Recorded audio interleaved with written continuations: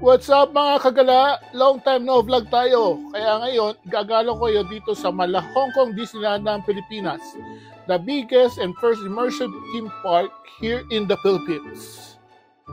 Ang pangalan J Castle is inspired by the initial J for the owner's name and castles para sa three main castles inside.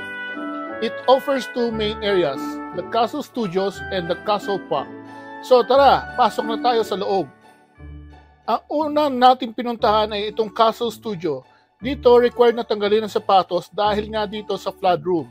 Talagang baha ang mararanasan mo at malamig ang tubig na ginamit dito.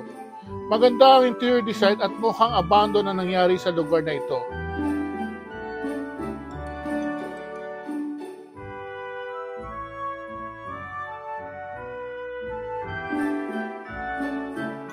After naman sa flood room, bibigyan kanila ng towel para makapag-proceed na sa next nating pupuntahan, ang Infinity LED Room.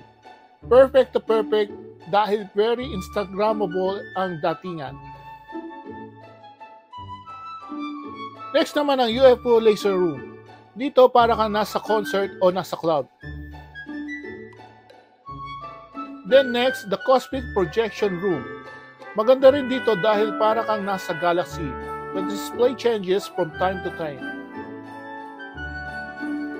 Nandito naman tayo sa Crystal Chairs. Dito pwede ka mag-chill saglit kung napagod ka mag-explore at malamig pa. Last naman ay itong Tropical Rainforest.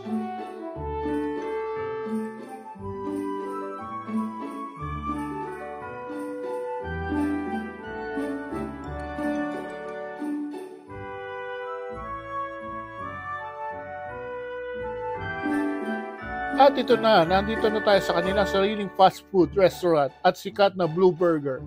Malawak ang space at meron pa silang second floor.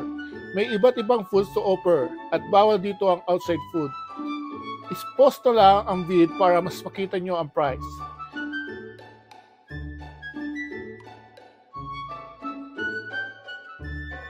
Ito na nabili namin, ang Blue Cheeseburger, Classic Hotdog, French Fries, Blueberry Lemon Soda at Blueberry Sundae.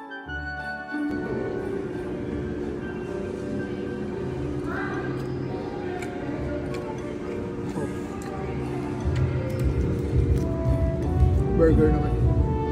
Blue cheeseburger. Blue cheeseburger.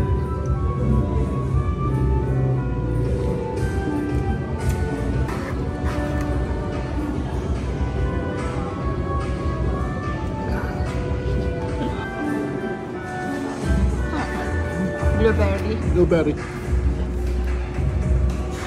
So ayun guys, tapos na tayo kumain. Dito naman tayo sa lugar na talaga magugustuhan ng mga bata, ang Castle Park. Dito, 20 pesos lang pwede makapasok para mas ma-enjoy mo ang attractions inside. Maraming rooms rin dito, kaya tara, let's check it out. Ang unang room dito ay ang J Theater. Manonood lang kayo ng short video. Ang galing ito dahil may pa-smoke effect at for sure matutuwa ang kids nyo. After this, diretso naman tayo sa Astro Bowl. Dito makikita mo ang malalaki at colorful na inflatables at yung kanilang floating astronauts. At nandito na tayo sa exciting part, ang Thrill or Chill. Dito naman na-experience nyo yung drop tower nila at yung carousel. Pwede ito sa bata at matanda.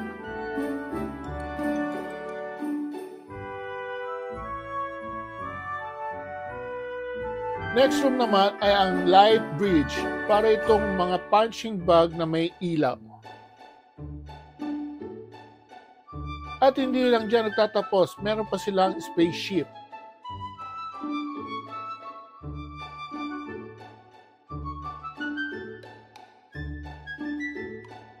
Next ay itong disco room para sa mga gustong pumarty, bata o matanda. Mag-e-enjoy dito.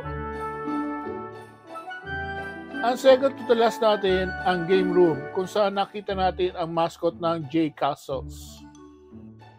At ang last room ay ang Rubber Ducky Room na may perfect spot para mag-senti. Napakaganda pumunta dito bago mag-sunset.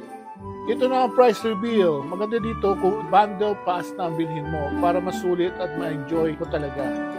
So ayun na. Dito na tayo magtatapos. Salamat sa panonood mga kagala. Nakapunta na ba kayo dito? Comment nyo naman ang experience nyo at tandaan, like, follow, and subscribe. Thank you and God bless. Peace out.